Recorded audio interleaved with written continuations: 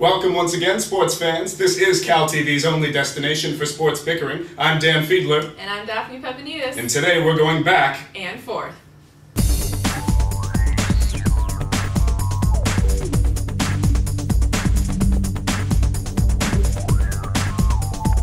Our first topic of the day, the Cal women's basketball team suffered a 74-66 defeat to mediocre Washington and failed their first chance at a Pac-10 title in school history. Now, Daphne, this raises the question, how does this impact their chances of getting a very good seed in the NCAA tournament?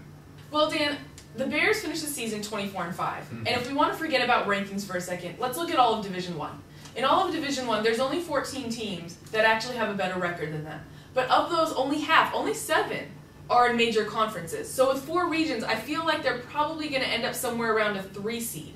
So, but you know, sometimes you really never know because their only win against a ranked team was against Vanderbilt. Right. I don't doubt that they can get a number 3 seed in the tournament, and that should be fine for them.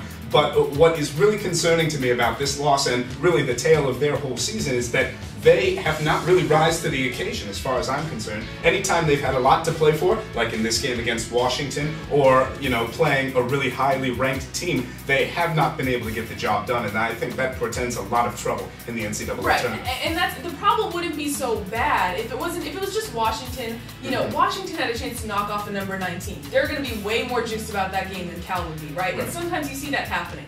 But at the same time... This was for a conference championship. It was, but then, you know, they were only going to get a share. They were already down off of the Stanford loss. I think it's big. It is big, but the problem to me, the bigger problem to me is not that it was just Washington, but like you said, it was the whole season. Bottom line is, the Bears are going to have to start winning when the whole world is watching.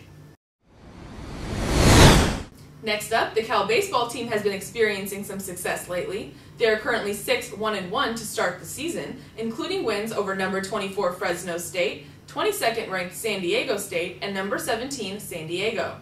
For their efforts, the previously unranked Bears are now ranked number 18 by Baseball America. So Dan, given their recent run, can we expect the Cal baseball team to contend for the Pac-10 title?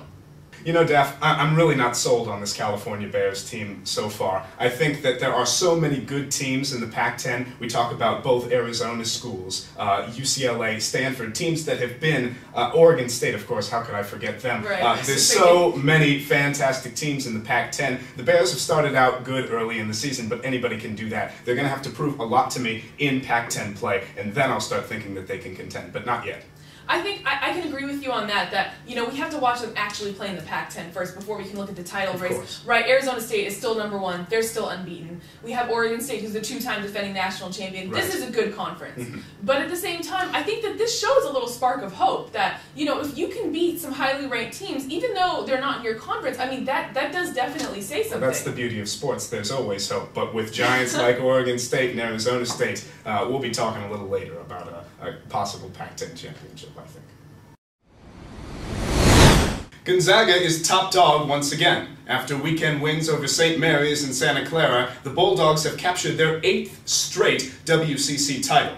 Now, Daphne, is this a case of a shark swimming in a sea of fish, or is it an impressive feat by an elite powerhouse? Well, Dan, it's kind of hard to say because, like we've mentioned, Gonzaga is in the West Coast Conference. And the West Coast Conference tends to not have...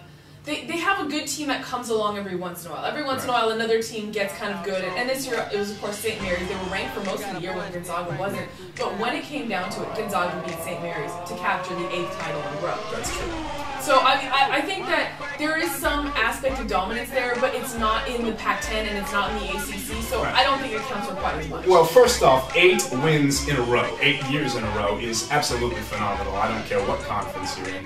But I think that, I mean, you know, this year the WCC is going to get at least 2 bids, and that is somewhat of a rarity for it. Usually it's Gonzaga or the championship team, and then every once in a while there's a bubble burster or St. Mary's gets in. So I think overall Gonzaga has had not too much to deal with in the WCC, but the fact that continually they can be consistent year after year, especially in college sports where your team's changing constantly, people are graduating and coming on, it really speaks to the recruitment level of that school and just how they've been able to be dominant for so long. Well, that's all the time we have for today. For Dan Fiedler, I'm Daphne Pepinidis. Keep checking back with CalTV, your download for what's up in Cal Sports.